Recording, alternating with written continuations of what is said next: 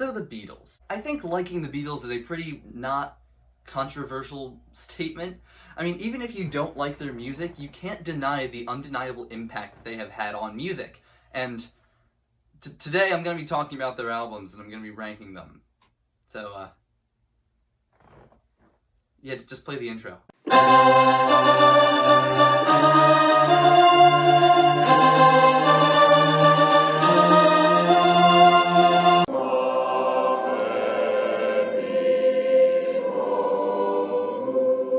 Now, I'm only going to be talking about the band's 13 standard studio albums. I'm not going to be talking about any of the American albums where they, like, took songs from other albums and singles and stuff like that and made them their own thing. Now, I'm just talking about the standard 13 standard UK albums. We all live in a yellow submarine. So 13th and bottom of the list, this is probably the most uncontroversial of all the things. I put Yellow Submarine. Now, Yellow Submarine is, well, how should I put this nicely? It's not even really a Beatles album. It's a single LP, but only one of the sides actually includes Beatles songs. There are only 6 actual Beatles songs on this album, and the other side is orchestral music. This is the soundtrack to the Yellow Submarine movie, which I guess makes it a little better, but like... Also, out of those 6 Beatles songs, 2 of them were previously released, and out of the remaining 4, only like 3 out of those 4 are actually like good. Altogether now is abysmal. But yeah, let's talk some nice things about it. George's 2 songs are good. The 2 previously released songs are good. Hey Bulldog is underrated. That's pretty much it. This is obviously at the bottom of the list because it's really not even a Beatles album, and I think this is a pretty not controversial statement at all. So yeah, there you go. Alright, next up might be slightly more controversial. I don't know if this is a popular opinion or not, but I'm putting Please Please Me down on the list. Really, all the songs in this album can be summed up like one way. Yeah, that's pretty much the entire album, honestly. Like, don't get me wrong, there's some really good stuff on here. You've got I Saw Her Standing There, you've got Twist and Shout, you've got Love Me Do, you've got Please Please Me. But then you've also got, like, A Taste of Honey, and overall this album is not very good. But honestly, from here on out, none of the albums are bad. Like, this album is their second worst, and it's just mediocre, you know? Like, it still has its great moments on it and everything. But overall, the whole album just isn't great, in my opinion. Alright, this next one, again, not sure if this is a controversial opinion or not, but I put their second album with the Beatles. Now, again, it's not bad. It's just, there's not really as much on here, you know? You've got, like, some really good songs, like All My Loving's on here, I Wanna Be Your Man's on here, Money's on here, Roll Over Beethoven, You Really Got a Hold on Me. You've got some really good songs on here. But then, just overall, this album is just more forgettable, I think. You've got, like, Little Child. I couldn't tell you how Little Child goes. You got Please Mr. Postman. This is where they were actually starting to get into their more originals phase, so this is like the last album where they really heavily lean on covers, I think. But yeah, this isn't really one of those great albums that everyone will talk about till the end of time, but, you know, again, not awful. Next up on the list, again, another controversial one probably, but I put Beatles For Sale. Now, I did this because the album's just kind of depressing and not very memorable. I forget what songs are on here, but you've got some really good songs are on here. You've got 8 Days a Week, No Reply, I'm a Loser, Rock and Roll Music, but side 2 especially really loses steam. You've got like Words of Love and Honey Don't, which I personally don't really like very much, and Every Little Thing, which I also don't really like all that much.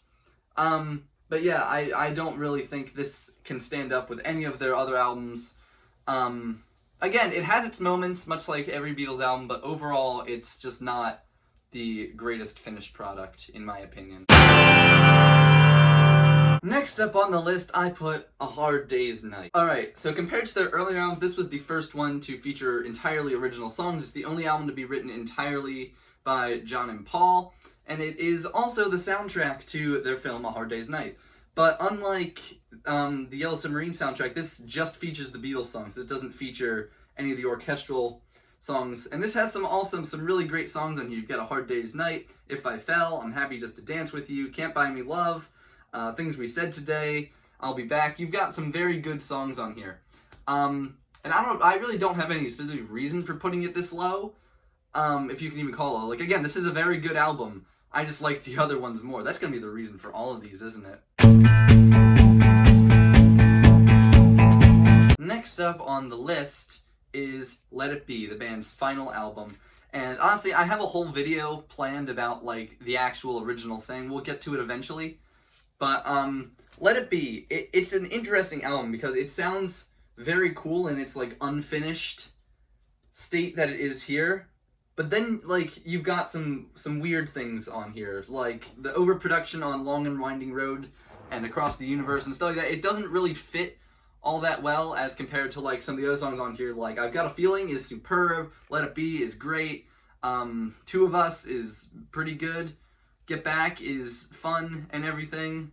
You know, this is a good album, but it's very inconsistent tonally. Does that make sense? I mean, it's a very good album. It just doesn't really work by itself, I guess. Like, if you're just casually listening to it, like, not a huge Beatles fan, you're probably not going to like it that much. Like, this album I did not like at all the first time I listened to it all the way through, like, many years ago.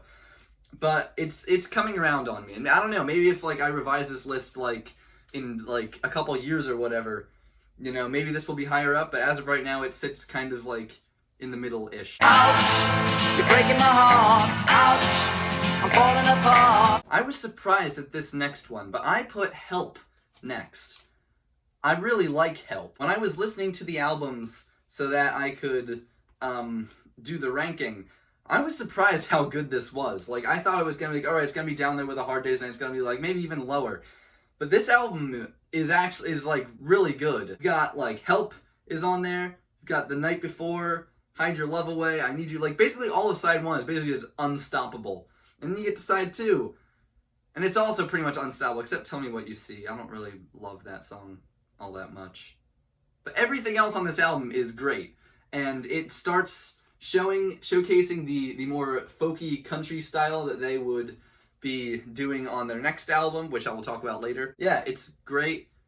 You should give this album another chance. You know, give Help a chance. Oh, God. Hey, little, like a cat, little, baby in the middle. Alright, this next one's another one where I was surprised at how high I rated this. But I put Magical Mystery Tour at number 6. It's the Beatles' weirdest album, probably. It's the quirkiest, I would think, out of all of them. But the music is really good. The movie is its own thing. The only song I don't really like here that much is Flying, and I think Your Mother Should Know is a little repetitive. And I'm not a huge fan of Hello Goodbye. I still like it, but I'm not, like, as huge a fan. Blue Jay Way is fine. It's one of George's weakest songs from this period, but I still like it very much. And it sounds like I'm being overly critical to this album, but, like, I really do like this album a lot. It has, like, its own unique charm to it that, like, other Beatles albums don't really have, because, like, I don't know, like, going into this album, I didn't really know what to expect. Yeah, this is also the first album that I ever played on my record player, so, yeah.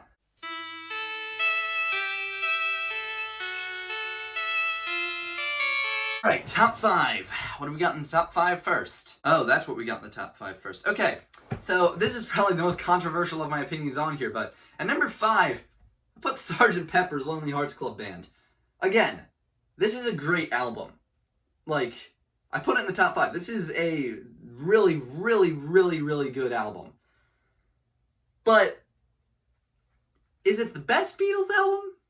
No. Is it the best album ever recorded? Absolutely not. Again, I'm not trying to take away from the album or anything, but I do still think this is a really good album, but it's certainly not the Beatles' best album ever.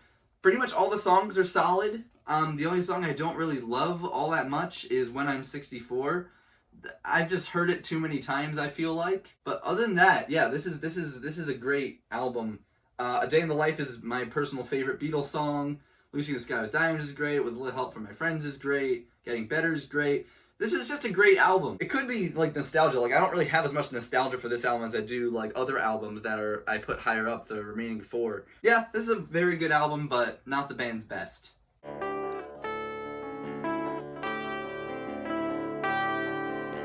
The White Album. I put the White Album at number 4. I really like the White Album. Very, very, very much. It's got just the cover alone, like, this is probably the blandest Beatles cover, honestly, because there's literally nothing on it, but I think that actually makes it, like, a little more creative, because it's like, I'm gonna get the Sgt. Pepper album back.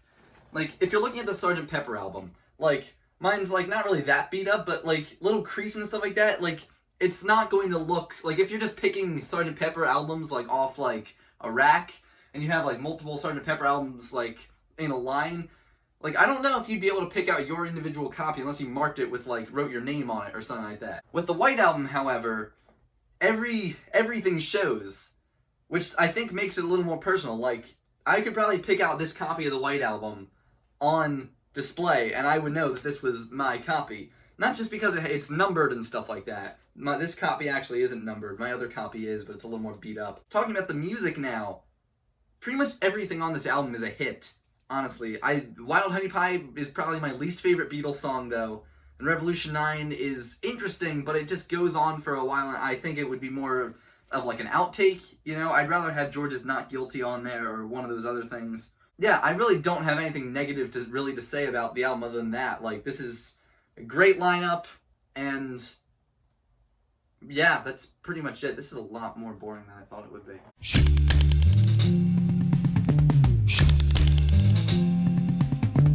Alright, top 3. Starting it off with a bang, we got Abbey Road. I don't know anyone who doesn't like Abbey Road. Like, everything about this album works, right? Like, the first side, like, is pretty much unstoppable until you get to I Want You, She's So Heavy, which... Listen, it's not that I don't like that song. It just goes on, and on, and on, and on, and on, and on, and on. You might think I'm just milking this for a joke, but no, it literally just goes on and on and on. I believe it is the 3rd longest Beatles song. I might be wrong, but I believe that is what it is. And obviously, look at this. It's got like the most iconic Beatles album cover, in my opinion. And it's got Here Comes the Sun, which is like one of my personal favorite songs like of all time. You've got Come Together and Something, and you've got like that medley on the second side, and just wow, like what an album, you know. Rubber Soul is really good. I really like Rubber Soul a lot. It's almost perfect. Almost everything about this works. Actually, you know what? I'm gonna say it. This is a perfect album. It's not... There's nothing on here that is bad, in my opinion. The weakest song is Wait, and that's not a bad song. It just doesn't really fit as well with the other songs on the album, in my opinion. But this really marks the beginning, I think, of the Beatles transitioning into a more mature musical style. Like, even when you got, like, albums like Help and, like, Beatles For Sale, like, you still have the same kind of Beatles songs on there, but, like, they're spruced up production-wise. This album is, like, it's basically almost a country album, honestly. But it's the Beatles. Yeah, this is a great album. I highly recommend you check it out. And honestly, like, of all the songs, none of them, other than, like, maybe I'm Looking Through You or In My Life or something like that, Drive My Car maybe, might be up there, but, like, none of these songs are, like, super memorable, because, like, none of them were really, like, huge singles as far as I know, maybe in America, but in England they certainly weren't. So that probably makes it a little less accessible maybe than other Beatles albums, because it's not like, oh, Abbey Road, you know, there's songs on there that I know, so I'm gonna like it, you know, Come Together, you know, do.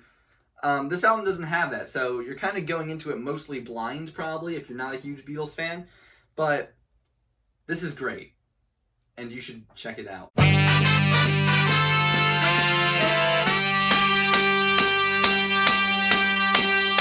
Which brings us to the final album on the list. Number 1, I am putting Revolver.